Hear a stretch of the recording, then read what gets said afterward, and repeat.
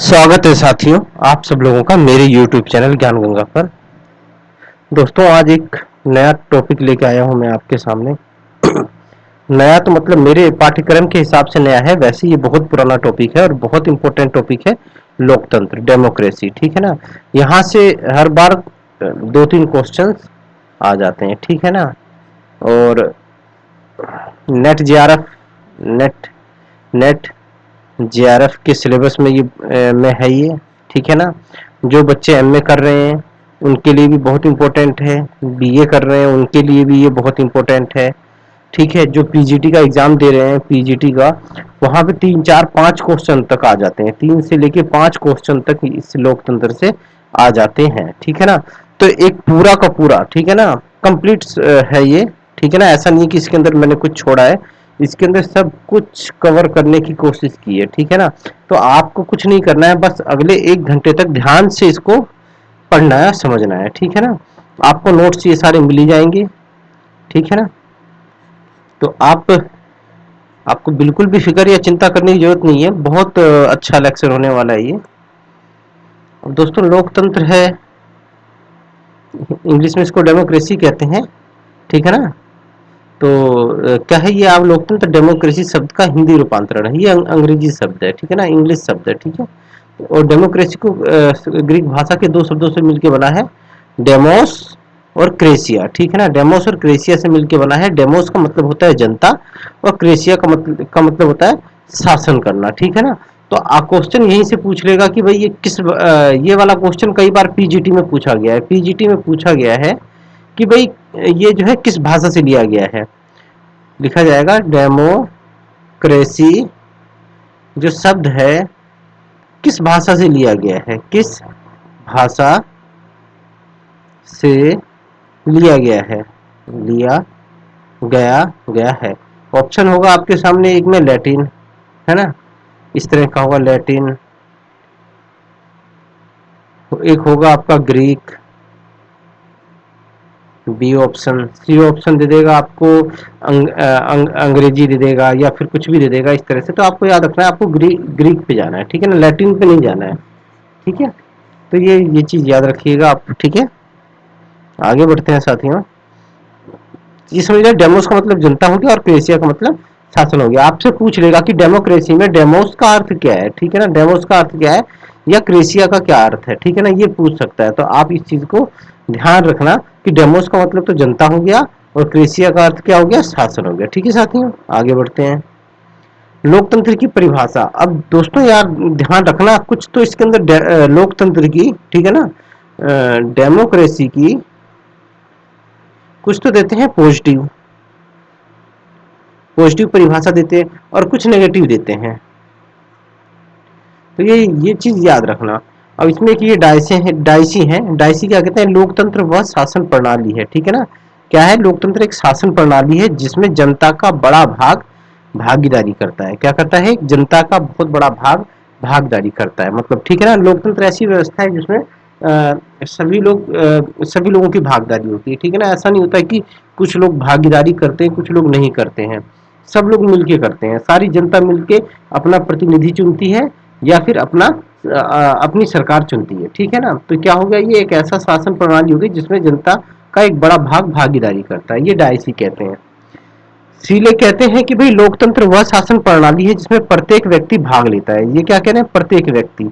अब दोस्तों, जैसे हम मतदान करते हैं ना, मतदान, तो उसमें प्रत्येक व्यक्ति भाग लेता है। क्या लेता है, प्रत्येक व्यक्ति मत करता है, ठीक है ना, व्यक्ति मतदान करता है, ठीक है ना। तो इसका मतलब क्या हुआ कि प्रत्येक व्यक्ति क्या कर रहा है, कि इसमें भाग ले रहा है, ठीक है ना। नोवेल क्या कहते हैं, लोकतंत्र राजनीति के क्षेत्र में एक प्रयोग है, ठीक है ना। क्या है, राजनीति के क्षेत्र में एक ये प्रयोग है, ये कहते हैं नोवेल। सीडी बंस क्या कहते हैं, लोकतंत्र वह शासन प्रणाली है जिसमें आत्मविश्वास होता है, ठीक है ना। क्या होता है, आत्मविश्वास होता है।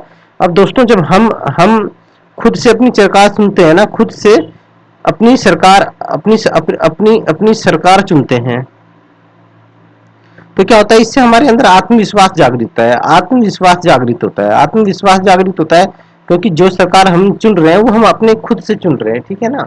तो इससे क्या होता है, ये हमारा आत्मविश्वास भी इससे हमारा बढ़ता है, ठीक है। गैटल लोकतंत्र वह शासन प्रणाली जिसमें राजनीतिक शिक्षा मिलती है, ठीक है ना। अब इसके अंदर क्या होता है दोस्तों, जब हम लोकतंत्र में भाग लेते हैं, ठीक है ना, लोकतंत्र शासन प्रणाली में जब हम भाग लेते हैं तो हमें मतदान करना होता है। तो मतदान हम किसको करेंगे, जो हम जिसके बारे में मतदान करेंगे हम उसके बारे में कुछ सूचनाएं, कुछ जानकारी इकट्ठा करते हैं, ठीक है ना। कि भाई ये जो पार्टी है इसका मैनिफेस्टो क्या है, ठीक है, इससे हमें क्या फायदा होगा, ठीक है, दूसरी पार्टी है उसको वोट देने से हमें क्या फायदा होगा, कौन सी पार्टी ऐसी है जो स्वास्थ्य, शिक्षा या राष्ट्रीय हित के ऊपर ज्यादा महत्व देती है। तो ये इनसे क्या मिलता है कि हमें राजनीतिक शिक्षा भी मिलती है, ठीक है ना। और ये जो पार्टियां होती हैं, ठीक है ना, राजनीतिक दल होते हैं, ये आपका मत प्राप्त करने के लिए आपको बहुत सारे अपनी नीतियां बताते हैं, अपनी पॉलिसी बताते हैं, जागरूकता फैलाते हैं। तो इससे क्या होती है, इससे क्या होता है कि राजनीतिक शिक्षा मिलती है। तो क्या है, लोकतंत्र वह शासन प्रणाली जिसमें राजनीतिक शिक्षा मिलती है, ठीक है। अब्राहम लिंकन का सबसे इंपॉर्टेंट है आपका, लोकतंत्र का अर्थ है जनता का, जनता द्वारा, जनता के लिए शासन, ठीक है, ठीक है ना। जनता का, जनता द्वारा, जनता के लिए शासन मतलब क्या है, देखो देखो दोस्तों, इसमें ये जनता का शासन है और जनता के द्वारा है और जनता के लिए, ठीक है ना। और ये परिभाषा सबसे पहले बलियान ने दी थी। बलियान, कहीं पे बलियान या बनियान लिखा होगा तो उससे कंफ्यूज मत होना, लेकिन लोकप्रिय बनाया इसको अब्राहम लिंकन ने बनाया इसको। इस डेफिनेशन को लोकप्रिय बनाने का जो वो दिया गया है, श्रेय दिया गया है, वो अब्राहम लिंकन को दिया गया है। हालांकि इसको काफी पहले बलियान ने ये डेफिनेशन दे दी थी, जनता का, जनता के द्वारा, जनता के लिए शासन, ठीक है ना। तो ये सारे के सारे सकारात्मक उसमें है, सारे के सारे सकारात्मक डेफिनेशन है। इसकी कुछ नकारात्मक डेफिनेशन है जो अब मैं आपको बता रहा हूं, इनका भी ध्यान रखना। लुडोविसी क्या कहते हैं, लोकतंत्र वह शासन प्रणाली है जो व्यक्ति को मृत्यु की ओर ले जाती है, ठीक है ना। तो क्या है, ये क्या कहते हैं कि व्यक्ति को मृत्यु की ओर ले जाती है, ठीक है। टेरीलैंड क्या कहता है, लोकतंत्र दुष्टों का कुलीन तंत्र है, ठीक है ना, क्योंकि इसके अंदर कुछ गिनती के लोगों के हाथों में शासन आ जाता है, ठीक है ना। जैसे जनता के जो प्रतिनिधि होते हैं वो कितने होते हैं, कुछ लोग होते हैं, ठीक है, और वो कुलीन तंत्र होते हैं और उनके हाथों में क्या आ जाता है, शासन आ जाता है।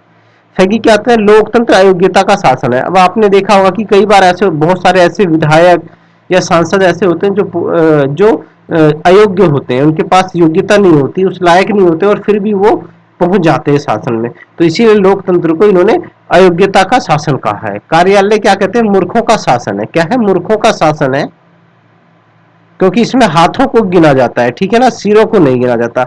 मतलब इसके अंदर दिमाग, ठीक है ना, दिमाग जो है ना उसको नहीं देखा जाता है इसके अंदर, ठीक है ना। भाई दिमाग, दिमाग के अंदर तो सोचने समझने की सारी पावर्स होती है, हाथों को गिना जाता है, ठीक है ना। हाथ मतलब वोट, वोट है ना, उसको गिन लिया जाएगा, ठीक है ना, उसको गिन लिया जाएगा इसके अंदर, हाथों को गिना जाएगा। दिमाग जो है या फिर जो आपका सिर है उसको महत्व नहीं दिया जाता इसके अंदर, जबकि आपका दिमाग को भी महत्व दिया जाना चाहिए, इनका ऐसा मत है। अब लोकतंत्र साथियों दो प्रकार के होते हैं, एक तो अप्रत्यक्ष लोकतंत्र, एक अप्रत्यक्ष लोकतंत्र। एक तो प्रत्यक्ष लोकतंत्र हो गया जिसमें जनता शासन का संचालन करती है, ठीक है ना, स्वयं करती है, स्वयं शासन का संचालन करती है। और इसकी तीन विशेषताएं होती हैं। क्या कहें, इसमें प्रत्यक्ष लोकतंत्र में जनता सीधे अपने प्रतिनिधि को चुनती है, ठीक है। और इसकी तीन विशेषताएं हैं, कौन कौन सी हैं ये, एक तो जनसभाएं, ठीक है, शासन संबंधी अधिकतर अधिकतर निर्णय मतदाताओं से मिलकर बनी जनसभाओं में किए जाते हैं। मतलब अगर कोई निर्णय लेना है, ठीक है ना, अगर कोई शासन से संबंधित कोई भी निर्णय लेना है, जैसे कि सपोज करो कि हिंदुस्तान कल को सार्क से, ठीक है ना, सार्क से या फिर क्या बोलते हैं जो आसियान है उससे अलग होना चाहता है, ठीक है ना।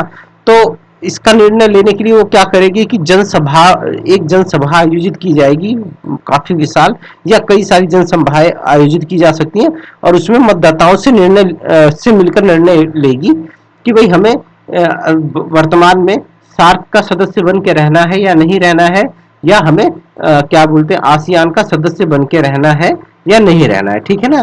तो क्या होगा, जनसभाओं में जो मतदाता होंगे ना वो निर्णय करेंगे, ठीक है ना। तो इसको क्या कहते हैं, ये एक तो ये विशेषता हो गई आपके प्रत्यक्ष लोकतंत्र की। एक प्रत्याहन, ठीक है ना, प्रत्याहन, इसके अंतर्गत जनता अपने हुए प्रतिनिधियों को पुनः वापस बुला लेगी। क्या बुला लेगी? वापस बुला लेगी।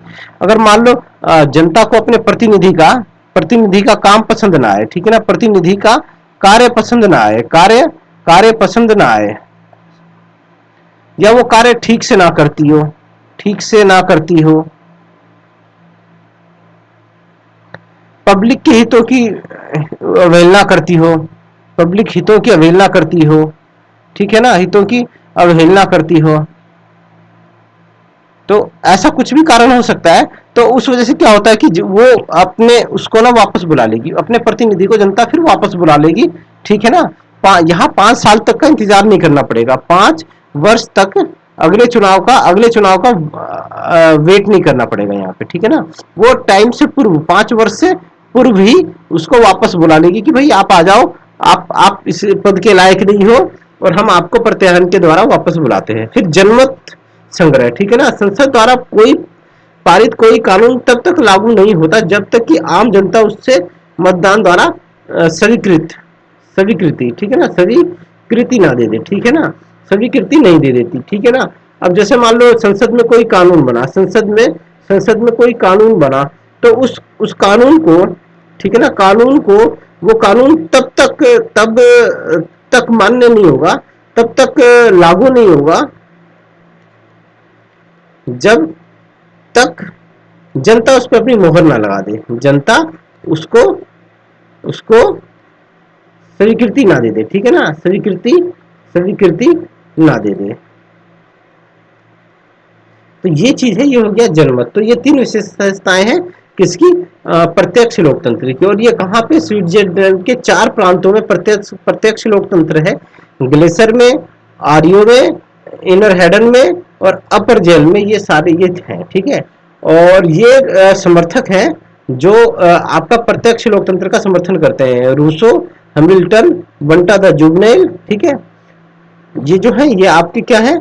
ये प्रत्यक्ष लोकतंत्र के समर्थक है, ठीक है ना। तो ये याद रखना, आपसे क्वेश्चन पूछ सकता है कि निम्नलिखित में से कौन आपका प्रत्यक्ष लोकतंत्र का समर्थक नहीं है, ठीक है।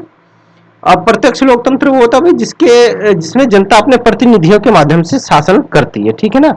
जनता अपने प्रतिनिधि भेज देगी, ठीक है। और इसके समर्थक है जॉन लॉक और जे.एस. मिल। भारत में भी क्या है आपका? यही वाली अप्रत्यक्ष लोकतंत्र है। क्या है? अप्रत्यक्ष लोकतंत्र है। जनता अपने प्रतिनिधियों के माध्यम से शासन करती है। हम अपने प्रतिनिधि संसद में और विधानमंडल में हम भेजते हैं, ठीक है। अब लोकतंत्र के विभिन्न सिद्धांत हैं।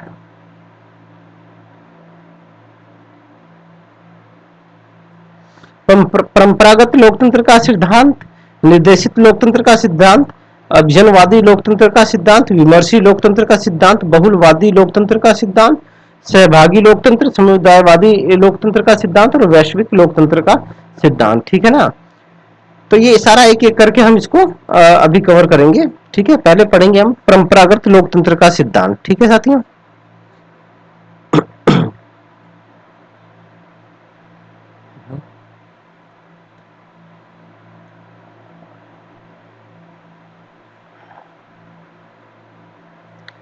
परंपरागत लोकतंत्र का सिद्धांत ये पूंजीवादी लोकतंत्र का समर्थन करता है दोस्तों। किसका करता है? पूंजीवादी। तो एक क्वेश्चन यहीं से बनता है कि परंपरागत लोकतंत्र का सिद्धांत निम्नलिखित में से किसका समर्थन करता है? तो आपको याद रखना है कि पूंजीवादी लोकतंत्र का समर्थन करता है, ठीक है। क्या हुआ? योग्यता और प्रतियोगिता पे बल देता है। किस पे देता है? योग्यता पे। मतलब जो योग्य होगा और जो प्रतियोगिता होगी इसमें, ठीक है ना, ऐसा लोकतंत्र पर बल देता है। आरक्षण का विरोध करता है, ठीक है ना। इसमें यहाँ पे आरक्षण आपको नहीं मिलेगा। यह राज्य के लिए न्यूनतम कार्य क्षेत्र का समर्थन करता है। मतलब राज्य क्या करेगा? कम से कम कार्य करेगा। यह राजनीतिक व कानूनी अधिकारों को ही महत्वपूर्ण देता है, ठीक है ना, आर्थिक और सामाजिक को नहीं देता। यह आर्थिक और सामाजिक अधिकारों की बात नहीं करता है, ठीक है ना, इनकी बात नहीं करेगा। ये राजनीतिक वो कानूनी अधिकारों की को ही महत्वपूर्ण मानता है। सामाजिक अधिकार, आर्थिक अधिकारों की अवहेलना करता है। यह अदृश्य हाथ की अवधारणा का समर्थन करता है, ठीक है ना। एडम स्मिथ ने दिया था अदृश्य हाथ, ठीक है ना, अदृश्य हाथ। उसने क्या कहा था कि अगर आदमी को, मानव को छोड़ दिया जाए और वो अपना विकास करेगा तो अपने आप समाज का भी विकास हो जाता है, ठीक है। अर्थात यदि व्यक्ति प्रतियोगिता और स्वार्थ की नीति अपनाता है तो उससे अप्रत्यक्ष रूप से समाज का विकास होता है। ठीक है, यह सिद्धांत जिग जैग के नियम का समर्थन करता है, अर्थात प्रतियोगिता का समर्थन करता है। इसके समर्थक हैं जॉन लॉक, जे.एस. मिल, रॉबर्ट नॉजिक, हेयक, और ये सब इसके क्या है, समर्थक हैं। वर्तमान वैश्वीकरण में इस सिद्धांत को अधिक अपनाया जा रहा है। ठीक है ना, तो आप इसको ध्यान रखिएगा। अब आ गया निर्देशित लोकतंत्र का सिद्धांत। ठीक है ना, भाई इस निर्देशित लोकतंत्र के सिद्धांत को ना फ्रांसीसी पत्रकार वाल्टर लिपमैन ने की थी। ठीक है ना, तो याद रखना कि आपसे ये पूछ लेगा कि भाई ये सिद्धांत का प्रतिपादन किसने किया था, तो वाल्टर लिपमैन ने किया था। ठीक है ना, निर्देशित लोकतंत्र का उनका मत था कि इसमें सेना पुलिस का प्रयोग कर चुनावों में जीत हासिल कर ली जाती है। मतलब चुनाव में जीत के लिए क्या किसका प्रयोग करते हैं, सेना और पुलिस का प्रयोग करते हैं और चुनावों में जीत हासिल कर लेते हैं। आम जनता अपनी इच्छा के अनुरूप मतदान नहीं कर सकती। ठीक है ना, अपनी इच्छा के अनुरूप नहीं कर सकती क्योंकि इसमें सेना और पुलिस का प्रयोग करके मतदान को प्रभावित करने की चेष्टा की जाती है। ठीक है ना, लिपमैन के अनुसार इंडोनेशिया का सुकर्णो का शासन और पाकिस्तान में परवेज मुशर्रफ का शासन इसका उदाहरण है। ठीक है, ये है निर्देशित लोकतंत्र। अब ये सबसे इंपॉर्टेंट है साथियों। ठीक है ना, इसको जरूर समझना। लोकतंत्र का अभिजनवादी या विशिष्ट वर्गीय सिद्धांत। लोकतंत्र का अभिजनवादी या विशिष्ट वर्गीय सिद्धांत अभिजनवादी सिद्धांत को दो वर्गों में बांटता है। पहला तो परंपरागत सिद्धांत, दूसरा होगा अनुभवकीय सिद्धांत। ठीक है ना, या व्यवहारवादी सिद्धांत। तो इनको हम समझेंगे। ये तो पहला हो गया और ये दूसरा हो गया। परंपरागत अभिजनवादी सिद्धांत, इसके अनुसार सामाजिक दृष्टि से संपन्न उच्च वर्ग शासन का संचालन करता है। तो क्या है, सामाजिक दृष्टि से उच्च वर्ग। ठीक है, सामाजिक दृष्टि से संपन्न उच्च वर्ग शासन का संचालन करता है और आम जनता को शासन से दूर रखता है। इसके समर्थक हैं पेरेटो, मुस्का, मिचेल्स, सी राइट मिल्स और गैसेट। अब आप देखते हैं ना, हम लोग आपस में घर में बात करते हैं इंडिया के पॉइंट ऑफ व्यू से कि भाई ये चीज जो है ना, ये चुनाव लड़ना ये सब किसके लिए है, ये अमीरों के लिए है। ठीक है ना, जो अमीर, जो बहुत पैसे वाले लोग हैं, सामाजिक और आर्थिक दृष्टि से संपन्न आदमी है, उन लोगों के लिए है। तो ये वाला जो अभिजनवादी सिद्धांत है, ये यही कहता है कि भाई समाज के अंदर ना सिर्फ एक जो वर्ग होता है ना, एक विशिष्ट उच्च वर्ग होता है जिसे अभिजन वर्ग कहते हैं। ठीक है ना, वो क्या करता है कि वही शासन करता है और आम जनता को ना इस शासन से दूर रखता है। ठीक है, अब इस सिद्धांत के अनुसार निम्न वर्ग का व्यक्ति उच्च वर्ग में शामिल नहीं हो सकता। मतलब जो गरीब आदमी होगा वो उसमें नहीं शामिल हो सकता है। अर्थात अभिजन वर्ग में गतिशीलता का अभाव पाया जाता है। ठीक है ना, मतलब एक वर्ग से दूसरे वर्ग में नहीं जाया जा सकता इसके अंदर। अब इसके अंदर मुख्य विचारक है पेरेटो। ठीक है ना, विल्फ्रेड पेरेटो। इनकी बुक है रचना, इनकी जो बुक है ना, रचना है माइंड एंड सोसाइटी। ठीक है, बहुत इंपॉर्टेंट है यहाँ पे। ठीक है, पेरेटो मूलतः के इटालियन विचारक थे जो अपनी पुस्तक माइंड एंड सोसाइटी, क्या माइंड एंड सोसाइटी में परंपरागत अभिजन सिद्धांत का समर्थन करते हैं। आपसे क्वेश्चन सीधे पूछेगा कि परंपरागत अभिजन सिद्धांत का समर्थक कौन है या कौन नहीं है, तो याद रखना। ठीक है ना, पेरेटो के अनुसार समाज दो भागों में बटा रहता है, अभिजन समाज और गैर अभिजन समाज। अभिजन समाज वो जिसके पास सत्ता रहती है और गैर अभिजन समाज वो जो सत्ता से दूर रहता है। ठीक है, पेरेटो के अनुसार अभिजन वर्ग के पास बल क्या होता है, बल होता है, मतलब पावर्स होती है। ठीक है ना, और चातुर्य होता है, क्या होता है, चातुर्य मतलब चालाकपन। ठीक है ना, क्या होते हैं, बल होती है, ताकत होता है और चातुर्यपन होता है। बल कैसे आता है, बल को आप पैसों के दम से भी देख सकते हो। भाई जिसके पास पैसा होगा उसके पास बल भी आ जाएगा। ठीक है, और वो चतुर होते हैं, बहुत तेज होते हैं दिमाग में। ठीक है, ये दोनों चीज उनके पास पाई जाती है, बल और चतुर्य उनके पास पाया जाता है पेरेटो के अनुसार। ठीक है ना, जिसके कारण वो समय को शासन में जिसके कारण से वो समय शासन में बने रहते हैं। ठीक है ना, क्या करते हैं, बल और चातुर्य के कारण वो समय को शासन में बनाए रखते हैं और आम जनता को शासन से क्या कर देते हैं, दूर कर देते हैं। ठीक है ना, आने नहीं देते उनको शासन में। बेटो बल में सेना पुलिस को शामिल करता है और चातुर्य में अंक गणितीय ज्ञान को, मतलब कैसे क्या बोलते हैं, वोट को कैसे अपनी तरफ मोड़ना है ना, जोड़ तोड़ करते रहते हैं, कैसे विधायकों को तोड़ना है, किसी निर्दलीय को कैसे अपने अंदर मिलाना है। ठीक है ना, तो ये सारी चीजें ये सब करते रहते हैं, ठीक है। तो पेरेटो का कहता है कि अभिजन वर्ग भी दो भागों में बटा रहता है, पहला सत्ताधारी अभिजन और दूसरा गैर सत्ताधारी अभिजन। मतलब आप इसमें इसमें कह सकते हो, एक तो सरकार में हो गया, ठीक है, सरकार बना ली एक पार्टी ने जैसे, और दूसरा क्या हो गया, विपक्ष में हो गया, विपक्ष में बैठा हुआ है, ठीक है ना। ये तो ये क्या हो गया, ये सत्ताधारी अभिजन, सत्ताधारी अभिजन हो गया, ये गैर सत्ताधारी हो गया, ठीक है ना, गैर सत्ता सत्ताधारी अभिजन हो गया, ठीक है ना। पेरेटो के अनुसार शासन इन दोनों के मध्य चक्रीय रूप से घूमता रहता है, मतलब इन दोनों के बीच में ही घूमता रहेगा, कभी इधर जाएगा कभी इधर जाएगा, ठीक है ना। ये समझ लो सत्ताधारी कौन है, ये है आपका बीजेपी है, बीजेपी है, ठीक है।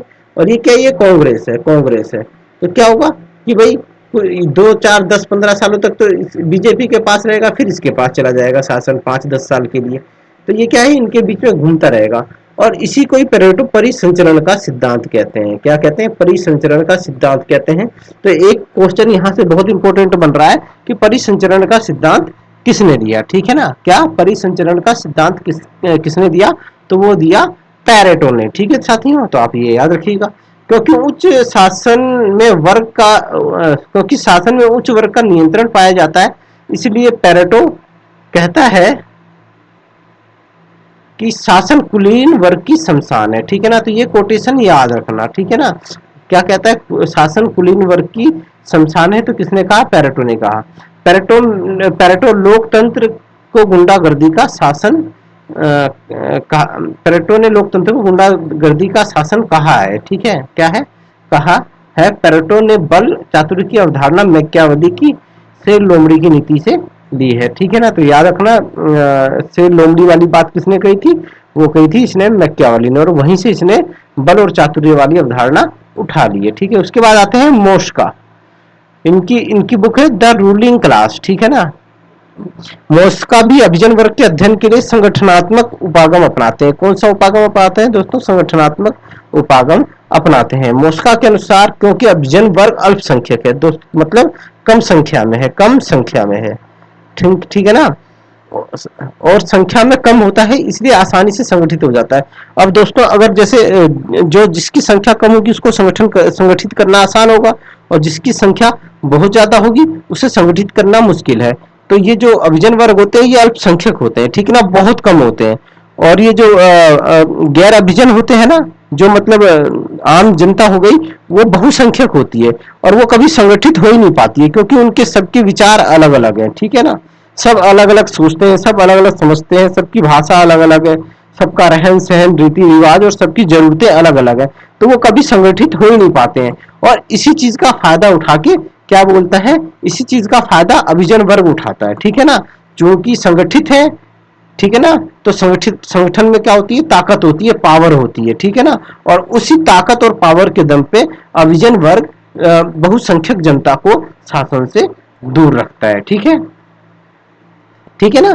क्या हो गया कि भाई अल्पसंख्यक वर्ग क्या होता है, संख्या में कम होता है, इसी वजह से आसानी से संगठित हो जाता है और संगठन में शक्ति होती है, इसलिए अभिजन वर्ग आसानी से संगठित होकर शासन का संचालन करता है और आम जनता को शासन से दूर रखता है, ठीक है ना। मोस्का के अनुसार अभिजन वर्ग अपने शासन को बनाए रखने के लिए रीति रिवाजों का सहारा लेता है, ठीक है।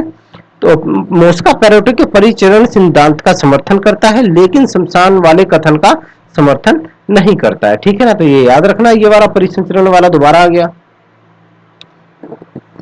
अब आ गए रॉबर्ट मिशेल्स, इनकी भी कोटेशंस बहुत इंपॉर्टेंट है साथियों। इनकी बुक है the political party a sociological study of oligarchic tendency of modern democracy, ठीक है। रॉबर्ट मिशेल्स भी मोस्का की भांति, ये हाथी लिख दिए, ये भांति है, अभिजन वर्ग के अध्ययन के लिए संगठनात्मक उपागम अपनाते हैं। रॉबर्ट मिशेल्स का मत है कि लोकतंत्र शासन प्रणाली में अभिजन वर्ग का शासन पाया जाता है, क्योंकि लोकतंत्र में अभिजन वर्ग दलों के माध्यम से संगठित होकर अपने आप को बनाए रखते हैं और आम जनता को शासन से दूर रखते हैं। अब ये क्या कहते हैं कि भाई ये भी क्या बोलते हैं, आपका रॉबर्ट मिशेल्स भी मोस्का की भांति संगठनात्मक उपागम अपनाते हैं, ठीक है ना, संगठन वाला उपागम जो है, ठीक है। और वो क्या कहते हैं कि भाई ये जो अभिजन वर्ग होता है ना, ये दलों के माध्यम से क्या करता है, शासन करता है, क्या है ना, दलों के माध्यम से क्या होता है, इकट्ठा संगठित हो जाता है, ठीक है, क्या होता है, दलों के माध्यम से संगठित हो जाता है, ठीक है, और क्या करता है, अपने आप को शासन में बनाए रखता है और जनता को शासन से दूर करता है। इसी को रॉबर्ट मिशेल्स क्या कहते हैं, अल्पतंत्र का लोह नियम, पॉइंट टू बी नोटेड, ठीक है ना। तो ये बहुत इंपॉर्टेंट है, ये वाला बहुत इंपॉर्टेंट है। अल्पतंत्र का लोह नियम किसने किसने दिया, तो रॉबर्ट मिशेल्स ने दिया, ठीक है ना, इस बात को याद रखना, ठीक है ना। अल्पतंत्र का लोह नियम मतलब कुछ लोग हैं इसके अंदर वो लोहे की तरह कठोर हैं, ठीक है। तो ये क्या है, ये जो है ये दलों के माध्यम से संगठित हो जाते हैं और अपने आप को शासन में बनाए रखते हैं, ऐसा कहते हैं रॉबर्ट मिशेल्स। फिर आते हैं सी राइट्स मिल, इनकी द पावर एलिट, इनकी पुस्तक है 1956 में, और मिल्स की अपनी पावर एलिट्स बुक में संस्थागत दृष्टिकोण अपनाते हैं, क्या अपनाते हैं, संस्थागत दृष्टिकोण अपनाते हैं, और कहते हैं कि नेता, नौकरशाह और पूंजीपति में गठजोड़ पाया जाता है, क्या पाया जाता है, गठजोड़ पाया जाता है, इसलिए वो अपने आप को शासन में बनाए रखते हैं और आम जनता को शासन से दूर रखते हैं। अब हम लोग कहते हैं भाई पैसे वाला है तो क्या है कि शासन उसके हाथ में है, यहाँ हिंदुस्तान में ये कहावत बहुत फेमस है, ठीक है ना, कि भाई पैसे वालों, जो पैसे वो लोग हैं, अमीर लोग हैं, क्या है, कानून उनकी कठपुतली है, ये भी कहा जाता है, ठीक है ना, या वो जैसे मर्जी यूज कर लें, या नौकरशाह को वो कर लेते हैं, और नेता भी इन्हीं की ज्यादा सुनते हैं, ठीक है ना, क्योंकि नेताओं को इनसे चंदा बहुत मिलता है, चंदा बहुत मिलता है, ठीक है ना, जनता को से तो बहला फुसला के सिर्फ मत मत लेते हैं ये, ठीक है ना, मत लेते हैं, बाकी है तो ये पूंजीपतियों के ही वो दलाल हैं, ठीक है। तो क्या है, नेता, नौकरशाही और पूंजीपति में गठजोड़ पाया जाता है। तो सीधा एक क्वेश्चन आएगा कि निम्नलिखित में से कौन मानता है, निम्न में से कौन मानता है कि नेता, नौकरशाही, नौकरशाह और पूंजीपति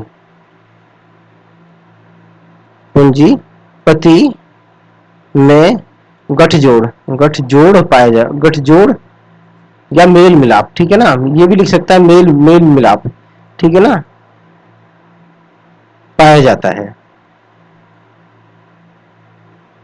तो आप ये वर्ड याद रखना, सी राइट मिल्स जो है वो ये वाली बात करते हैं कि भाई नेता, नौकरशाह और आपका पूंजीपति में गठजोड़ पाया जाता है, ठीक है, और इसी का ही गठजोड़ का फायदा उठा के वो अपने आप को क्या करते हैं, शासन में बनाए रखते हैं और आम जनता को शासन से दूर करते हैं। ये इनकी पुस्तक द व्हाइट कॉलर में लिखता है कि अभिजन वर्ग अपने आप को ईमानदार साबित करते हैं। अब अभिजन वर्ग हमेशा अपने आप को ईमानदार साबित करते रहेंगे। देखा होगा ना आपने कि भाई नेताओं का काम क्या होता है, वो आके हैं वोट के टाइम पे ऐसा भाषण देते हैं कि भाई सबसे ज्यादा ईमानदार वही है, दूध से धुले हुए हैं, उनके जैसा तो ईमानदार कोई है ही नहीं है, ठीक है ना, दूध से भी ज्यादा पवित्र है वो, ऐसा वो आपको बताते हैं। उसके बाद एक ये और आगे आपके अभिजनवादी हैं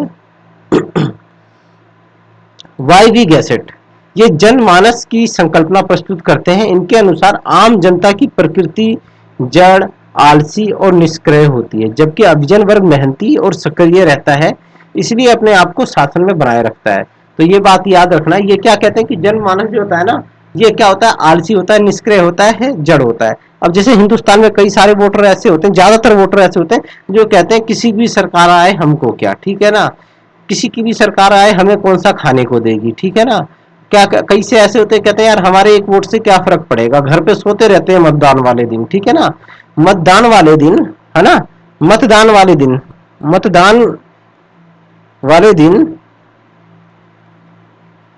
सोते हैं, सोते हैं, और क्या बोलते हैं कि क्या फर्क, एक वोट से क्या फर्क पड़ना, एक वोट से क्या क्या फर्क पड़ेगा, फर्क क्या फर्क पड़ेगा पड़ेगा, ठीक है ना। तो क्या होते हैं, ये निष्क्रिय होते हैं, आलसी होते हैं, जड़ होते हैं, क्या होते हैं, ये जड़ हैं, ऐसी सोच रखने वाले कि भाई हमारे वोट से क्या फर्क पड़ेगा, या क्या बोलते हैं किसी की भी सरकार बने इससे हमें क्या, है ना, ये लोग क्या होते हैं, निष्क्रिय होते हैं, जड़ होते हैं, और आपका क्या होते हैं, आलसी होते हैं, ठीक है ना।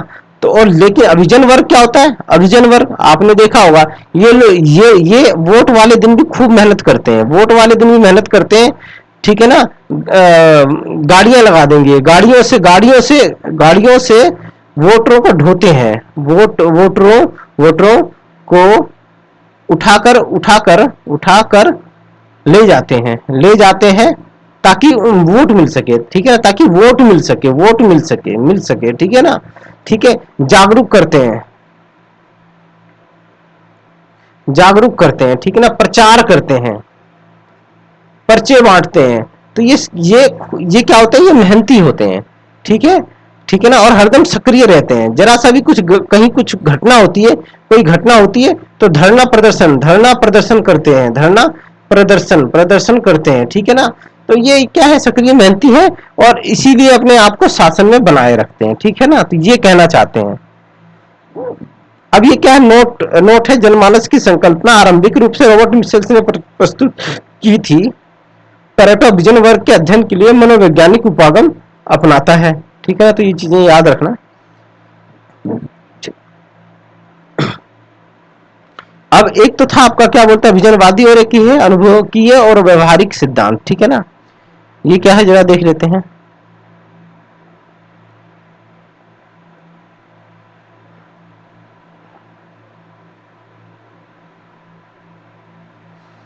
अंकीय व्यवहारिक सिद्धांत, यह सिद्धांत व्यवहारिक क्रांति की देन है, ठीक है।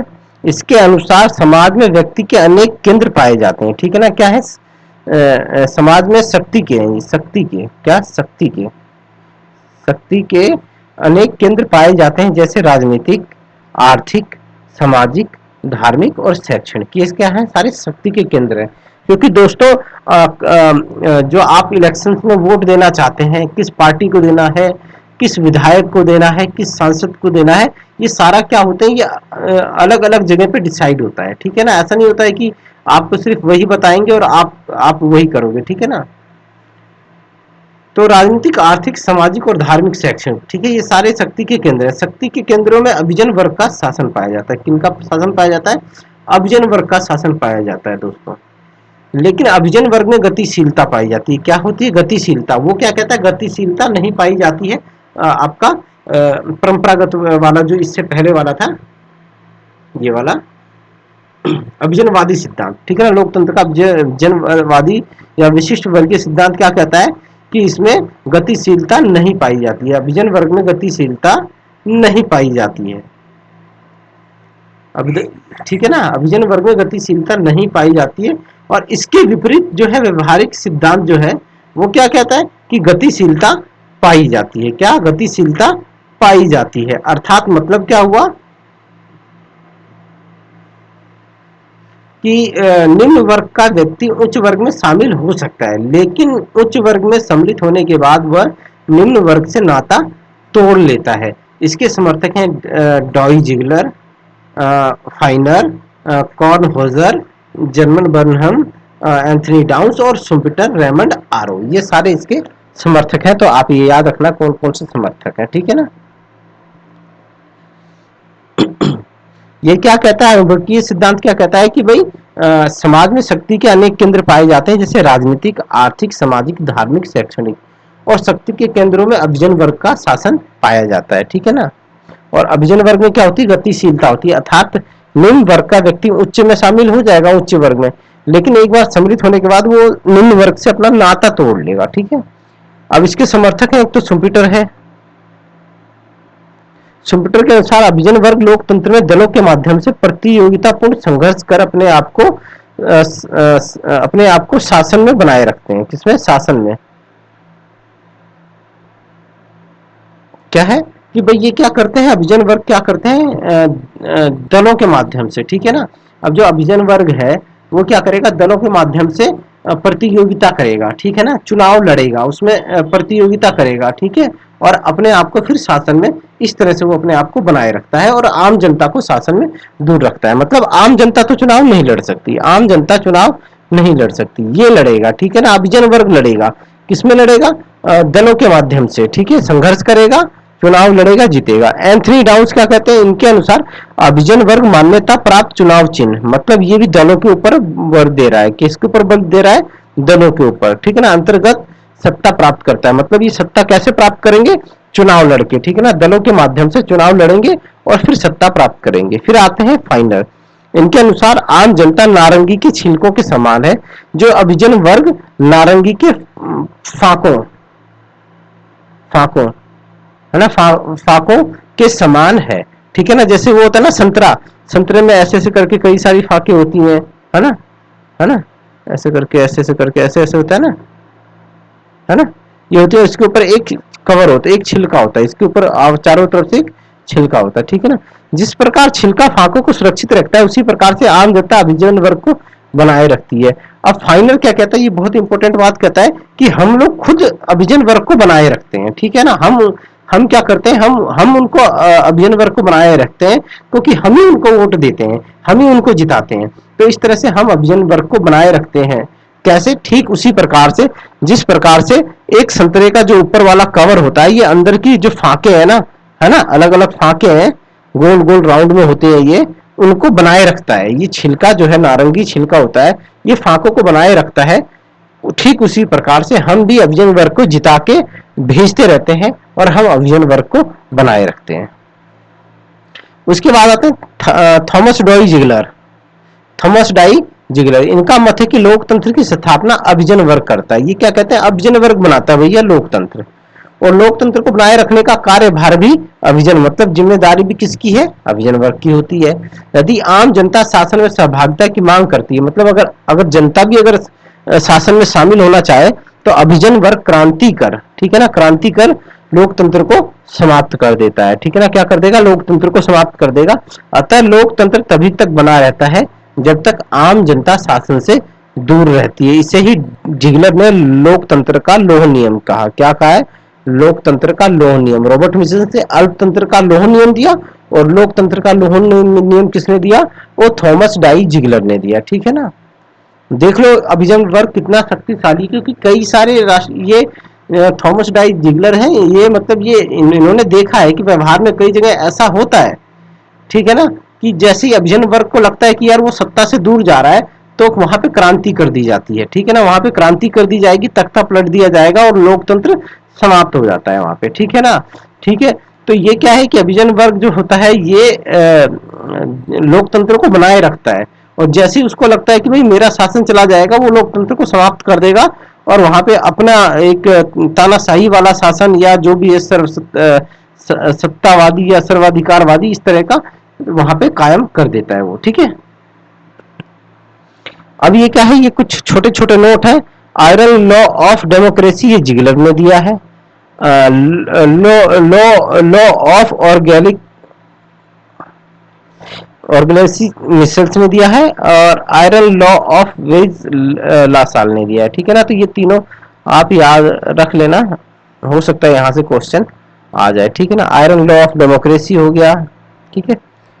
फिर उसके आते हैं बर्नहम, ये अपनी पुस्तक मैनेजेरियल रिवॉल्यूशन में लिखते हैं कि शीत युद्ध काल में सोवियत संघ हो या अमेरिका, दोनों में ही अभिजन वर्ग का शासन पाया जाता है। कहने का मतलब है सोवियत संघ में क्या है, पूंजीवादी प्रणाली है, पूंजीवादी प्रणाली है, ठीक है ना, पूंजीवादी प्रणाली है। और इसमें सॉरी, सोवियत संघ में कहा पूंजीवादी प्रणाली है, गलत हो गया, सॉरी।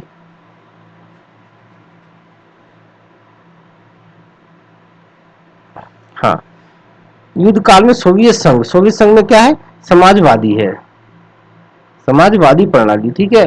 और अमेरिका में क्या है, पूंजीवादी प्रणाली है, पूंजीवादी में दोनों में अभिजन वर्ग है, दोनों में क्या है, अभिजन वर्ग का शासन पाया जाता है, ठीक है ना। यहाँ पे भी ये दो तरह की शासन प्रणालियां हैं, पूंजीवादी और समाजवादी, दोनों में अभिजन वर्ग का ही शासन पाया जाता है।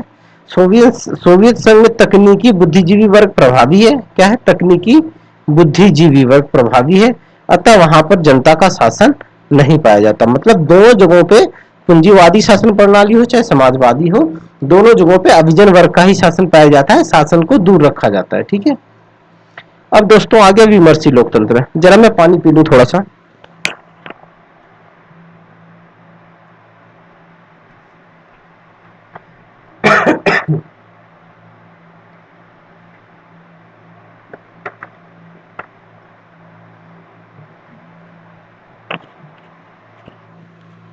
विमर्शी लोकतंत्र सिद्धांत के अनुसार आम जनता को विचार विमर्श करने की छूट होनी चाहिए। क्या होनी चाहिए? विचार विमर्श करने की छूट होनी चाहिए, अर्थात शासन की आलोचना करने का अधिकार होना चाहिए।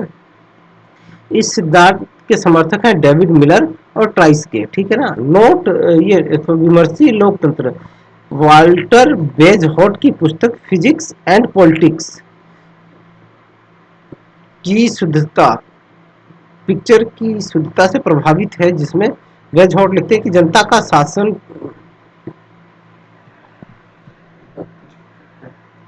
ये यहाँ पे पिक्चर तो नहीं है साथियों, है ना, पिक्चर नहीं होगा यहाँ पे ये टाइपिंग मिस्टेक है।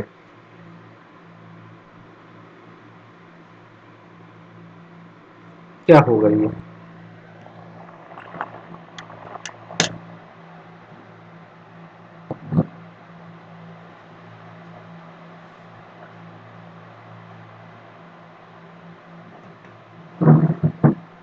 ये जो है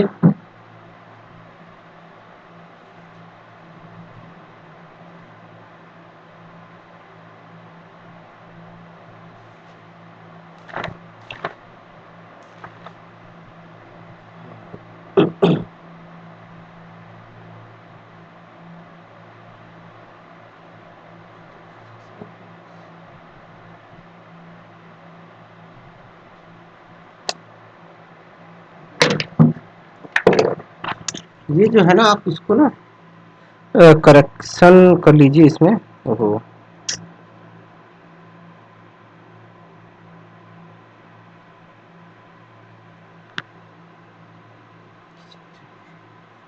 पॉलिटिक्स की चर्चा, चर्चा, ठीक है ना। क्या है? विमर्शी लोकतंत्र वाल्टर बेजहॉट की पुस्तक फिजिक्स एंड पॉलिटिक्स की चर्चा से प्रभावित है, जिसमें बेजहॉट लिखते हैं कि जनता को शासन पर विचार विमर्श करने की छूट मिलनी चाहिए, ठीक है ना। तो विचार विमर्श की बात करते हैं ये। जे.एस. मिल भी अपनी पुस्तक ऑन लिबर्टी, बहुत इंपॉर्टेंट है ये, में असीमित स्वतंत्रता का, विचारों की असीमित, ठीक है ना, अभिव्यक्ति की स्वतंत्रता, ठीक है ना, विचारों की असीमित स्वतंत्रता का समर्थन करते हैं, ठीक है ना। तो ये हमारा भी, हमारे उसमें भी काफी इंपॉर्टेंट है, ठीक है ना, आर्टिकल 19 से, ठीक है। तो क्या है? ये विमर्शी लोकतंत्र हो गया आपका, ठीक है। और इसके समर्थक कौन है? डेविड मिलर है और ट्राइस्के हैं। और ये क्या कहते हैं कि आम जनता को विचार विमर्श करने की छूट होनी चाहिए, अर्थात शासन की आलोचना या शासन की तारीफ करने का उसको अधिकार होना चाहिए। ऐसा नहीं कि वो आलोचना कर रही है तो उसको शासन द्वारा दंडित किया जाए, ऐसा नहीं होना चाहिए। अब ये बहुलवादी सिद्धांत आ गया, लोकतंत्र का बहुलवादी सिद्धांत। बहुलवादी सिद्धांत, इस सिद्धांत के अनुसार लोकतंत्र में व्यक्ति अपने हितों की पूर्ति दबाव समूहों के माध्यम से करता है। किसके माध्यम से करता है? दबाव समूह। समाज में अलग अलग दबाव समूह होते हैं ना, बहुत सारे दबाव समूह होते हैं, ये लोकतंत्र के लिए बहुत महत्व रखते हैं, ठीक है ना। ये दबाव समूह आपस में सौदेबाजी करते हैं, ठीक है ना। दबाव समूह जो होते हैं सौदेबाजी करते हैं। जैसे कहते हैं ना कि भाई एक दबाव समूह है, वो कह रहा है कि भाई आप, जैसे क्या बोलते हैं आपका कोई साधुओं का दबाव समूह है, साधुओं का, ठीक है ना। और वो कह रहा है कि भाई आप हम लोगों को क्या बोलते हैं, इसको नहीं लेते हैं, छोड़ो इसको नहीं लेते हैं, ये धार्मिक चीज़ों को इसमें डालना ठीक उचित नहीं है, मैं इसी वजह से आपको वो मना करता हूँ, ठीक है, ऐसी कोई बात नहीं है। अब जैसे क्या बोलते हैं, शिक्षकों का संघ है, शिक्षकों का कोई समूह है, ठीक है ना, शिक्षकों का कोई समूह है, ठीक है ना, समूह है, ठीक है ना। और वो क्या करेगा? वो क्या करता है? वो अपनी मांगे रखेगा, कुछ मांगे रखेगा, ठीक है ना, मांगे रखेगा, ठीक है, किसी दल के सामने, दल या सरकार के सामने अपनी मांगे रखेगा, ठीक है। और उसके उसको पूरा करवाने के लिए, इन मांगों को पूरा करवाने के लिए क्या बनाएगा? दबाव बनाएगा, दबाव बनाएगा, ठीक है ना, दबाव बनाएगा, ठीक है ना। तो इसी को क्या कहते हैं? सौदेबाजी। ये क्या कहेगा कि हम आपको मत देंगे, हम आपको मत देंगे, लेकिन हमारी ये मांगे हैं कि भाई हमें शिक्षकों को ये सुविधाएं मिलनी चाहिए, ठीक है ना। जैसे कि भाई उनको और ज़्यादा सैलरी मिलनी चाहिए, या उनको क्या बोलते हैं, आर्थिक सुरक्षा, स्वास्थ्य सुरक्षा, ये सारी डिमांडें वो रख सकता है, ठीक है ना। तो ये क्या है? ये क्या है? तो ये जो है, इसी को ही कहता है, ये सौदेबाजी हो गई। क्या होगी? सौदेबाजी हो गई, सौदा। क्या हो गया? सौदा हो गया कि आपको हम मत देंगे, आप हमें सुविधाएं दो। क्या दो? सुविधाएं दो, ठीक है ना, सुविधाएं दो, सुविधाएं दो, ठीक है ना। तो ये सारे क्या होते हैं, ये दबाव समूह के माध्यम से ये सौदेबाजी करते हैं दबाव समूह, ठीक है। तो दबाव समूह आपस में सौदेबाजी कर राजनीतिक निर्णय लेते हैं, ठीक है ना, राजनीतिक निर्णय अर्थात शक्ति के अनेक केंद्र होते हैं। अब पता नहीं कितने हर तरह तरह के दबाव समूह हैं, बहुत सारे दबाव समूह हैं, तो शक्ति के भी अनेक केंद्र हो जाते हैं क्योंकि वो राजनीति को प्रभावित करते हैं। क्योंकि ये अनेक होते हैं इसीलिए कहते हैं कि शक्ति के अनेक केंद्र पाए जाते हैं। इसी कारण से इसे बहुल तंत्र की संज्ञा दी जाती है। और इसके समर्थक कौन है, एडगर, हंटर, रॉबर्ट डहल और पेस्टर, ठीक है ना, ये सारे हो गए, ठीक है ना। जैसे शिक्षक हैं, इसी तरह से डॉक्टर्स का दबाव समूह हो सकता है। और आपका क्या बोलते हैं, मलिन बस्तियां हैं, उनका अपना एक समूह हो सकता है, ठीक है। कोई सोसाइटी हो सकती है, रेजिडेंस सोसाइटी, वेलफेयर सोसाइटी हो सकती है, बुजुर्गों का हो सकता है, महिलाओं का हो सकता है, विधवाओं का संघ हो सकता है, और आपका विकलांगों का हो सकता है, ब्लाइंड जो लोग हैं उनका अपना एक अलग हो सकता है। तो इस तरह से बहुत सारे हो सकते हैं ये दबाव समूह, ठीक है। रॉबर्ट डल इस सिद्धांत की वास्तविक जनक है, ठीक है ना। तो ये बात याद रखना कि रॉबर्ट डल इसके वास्तविक जनक है। उन्होंने अपनी प्रीफेस टू डेमोक्रेटिक थ्योरी 1956 में अपनी इस पुस्तक में इसकी चर्चा करते हैं। अब आता है सहभागी लोकतंत्र। सहभागी लोकतंत्र का सिद्धांत जो है, इस सिद्धांत के अनुसार लोकतांत्रिक शासन प्रणाली में जनता की प्रत्येक स्तर पर भागीदारी होनी चाहिए, कार्रवाई होनी चाहिए, सॉरी, कार्रवाई या भागीदारी जो भी कह लो, कोई फर्क नहीं पड़ता उससे, ठीक है ना, भागीदारी भी लिख सकते हो, कार्रवाई होनी चाहिए। अतः निम्न बातों पर बल दिया था। यह सिद्धांत सत्ता के विकेंद्रीकरण पर बल देता है, ठीक है ना, कि भाई सत्ता को ज्यादा से ज्यादा बिखराव किया जाए। जैसे हिंदुस्तान के अंदर में एक तो केंद्र राज्य, केंद्र स्तर पे है, ठीक है, राज्य स्तर पे है, और फिर क्या है, पंचायत, ठीक है, नगर निगम पंचायत भी आ गई, नगर निगम पंचायत। तो क्या हो गया, यहाँ पे सत्ता का क्या है, विकेंद्रीकरण है, ठीक है ना। कहीं सत्ता कहीं एक जगह पे नहीं है, बिखरी हुई है, केंद्र स्तर पे भी है, राज्य स्तर पे, और वहां पे भी है, पावर्स का बिखराव है यहाँ पे। ये स्थानीय स्वशासन की मांग करती है कि मतलब स्थानीय स्तर पे भी हमको स्वशासन का क्या अधिकार होना चाहिए, ठीक है ना। हम अपनी जो हमारी स्थानीय स्तर की प्रॉब्लम्स है, हम उसको डिसाइड कर सके, हम उसको सॉल्व करने के लिए हमारी भागीदारी होनी चाहिए। यह निम्न वर्ग के उत्थान पे बल देता है, ठीक है ना, जो नीचे छोटे से छोटा निम्न दबा कुचला वर्ग है, ये उसके उत्थान पे भी बल देगा। ये महिला सशक्तिकरण पर बल देता है, ये सूचना के अधिकार पर बल देता है ना। तो ये सारे बहुत सारी चीजें हैं जो क्या बोलते हैं इसके अंतर्गत शामिल होते हैं। इस सिद्धांत के समर्थक हैं कुक और मॉर्गन, मैकफरसन, पोलेंजे, कैरोल पैटमैन, ठीक है ना। पोलेंजे निम्न वर्ग के उत्थान का विशेष समर्थन करते हैं, ठीक है। तो निम्न वर्ग किससे संबंधित है, पोलेंजे से। कैरोल और पैटमैन क्या महिला सशक्तिकरण को महत्व देते हैं। और हंटिंगटन जो है अपनी जो पुस्तक है the third wave of democracy में लोकतंत्र की तीसरी लहर की संकल्पना देते हैं, जिसमें कहते हैं सहभागी लोकतंत्र के लक्षणों का समर्थन करते हैं, ठीक है ना। तो ये हंटिंगटन भी जो है, ये भी आपके क्या है, ये भी इसके अंदर शामिल हो जाते हैं, आप इसको लिख लेना। उसके बाद आता है समुदायवादी या सहवर्तन मूलक सिद्धांत, ठीक है ना। समुदायवादी या सहवर्तन सिद्धांत, इस सिद्धांत को जॉन सी कैल्हन ने प्रस्तुत किया है। इसमें धर्म, जाति, संस्कृति के आधार पर शक्तियों का विभाजन किया जाता है, ठीक है। अब विशेषताएं क्या है दोस्तों, संसद में विभिन्न निर्जातीय समूहों को जनसंख्या के आधार पर प्रतिनिधित्व देना। मतलब इसमें भाई जो अलग अलग निर्जातीय समूह है ना, ठीक है ना, उनको उनकी जनसंख्या के आधार पर प्रतिनिधित्व देकर उनको भी लोकतंत्र में शामिल किया जाता है। ऐसा नहीं है कि मतलब कोई अल्पसंख्यक है, ठीक है, उसकी संख्या कम है, तो उसको क्या बोलते हैं, उसको लोकतंत्र में हिस्सेदारी नहीं मिलेगी, या सरकार में या शासन में प्रशासन में उसको हिस्सेदारी नहीं मिलेगी, नहीं, उसको भी प्रतिनिधित्व दिया जाएगा, उसको जनसंख्या के हिसाब से प्रतिनिधित्व दिया जा सकता है, या उसके लिए कुछ 2-4 सीटें आरक्षित भी की जा सकती है। कार्यपालिका शक्तियों का विभाजन निर्जातीयता के आधार पर किया जाता है, ठीक है ना। राजनीतिक स्तर पर शक्तियों का विभाजन निर्जातीयता के आधार पर होना चाहिए, ये इनकी डिमांड है सारी की सारी, ठीक है ना। समुदायवादी जो है, संसद में कोई भी विधेयक तब तक पारित नहीं किया जा सकता कि जब तक कि सभी निर्जातीय समूह सहमत ना हो, अर्थात सभी निर्जातीय समूह के पास वीटो पावर है, अगर वो सहमत नहीं है तो वो बिल पास नहीं होगा, ठीक है ना।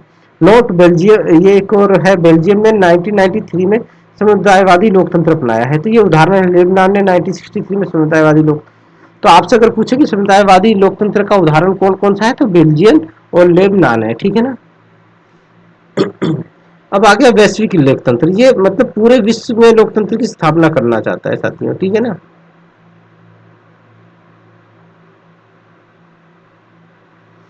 वैश्विक लोकतंत्र, इसके समर्थक हैं डेविड हेड, ये बहुत इंपॉर्टेंट है, याद रखना। इसका मत है कि यूएनओ महासभा को विश्व संसद बनाया जाए। मतलब क्या होगी, ये पूरे विश्व की एक संसद होगी, ठीक है ना। यूनाइटेड नेशंस जो होगी, ये यूएनओ यूनाइटेड नेशंस ऑर्गेनाइजेशन महासभा को विश्व संसद बनाया जाए। मतलब जैसे भारत के अंदर में एक क्या बोलते हैं संसद है, जहाँ पे लोकसभा राज्यसभा है, उसी तरह से यूएनओ महासभा को पूरे विश्व की संसद बना दिया जाए। और वहाँ पे क्या हुआ कि किसी मुद्दे पे या लोगों को कल्याण के लिए या विकास के लिए जितने भी वहाँ पे नियम और कायदे कानून बनाए जाए, ठीक है ना। ये ऐसा कहता है वैश्विक लोकतंत्र। यूएनओ सुरक्षा परिषद को विश्व कार्यपालिका का रूप दे दिया जाए, ठीक है ना। इसको क्या बना दिया जाए, और सुरक्षा परिषद को क्या बना दिया जाए, कार्यपालिका बना दिया जाए, ठीक है ना। जैसे कार्यपालिका मंत्रिमंडल, इस विश्व कार्यपालिका को विश्व संसद के प्रति निरंतर उत्तरदायी, और ये किसके प्रति उत्तरदायी हो, विश्व संसद के प्रति उत्तरदायी हो। जैसे हमारी जो संसद है ना हिंदुस्तान की, सेम वैसी ढांचा विश्व स्तर पर बना दिया जाए, ठीक है ना। जिसमें क्या होगा कि महासभा क्या होगी, विश्व संसद होगी, और जो यूनाइटेड ये सुरक्षा परिषद होगी, वो क्या होगी, वो कार्यपालिका होगी, और ये कार्यपालिका किसके प्रति उत्तरदायी होगी, महासभा के प्रति उत्तरदायी होगी। तो ये क्या है, वैश्विक संसदीय प्रणाली की स्थापना की जाए। और इसके समर्थक है लुई सी बॉन क्लार्कसन, ठीक है ना। देखते हैं कि भारत को अब ये क्या है, ये जो है लुई सी बॉन और क्लार्क सेन भारत को विश्व कार्यपालिका का स्थायी सदस्य बनाए जाने के पक्ष में है, ठीक है ना। तो ये याद रखना। तो दोस्तों इतना ही था, मैंने कोशिश की कि आप लोगों को लोकतंत्र के बारे में ज़्यादा से ज़्यादा डीप समझा सकूं। अब मुझे उम्मीद है कि मैं अपने इस मकसद में कामयाब रहूंगा। तो अगर आप लोगों को मेरा वीडियो अच्छा लगे तो लाइक कीजिए, शेयर कीजिए और सब्सक्राइब कर दीजिए, ठीक है दोस्तों। तो अभी के लिए इतना ही। अगला जो चैप्टर होगा वो जस्टिस का होगा, ठीक है ना। जल्दी लेके आऊंगा आप लोगों के सामने न्याय। जय हिंद।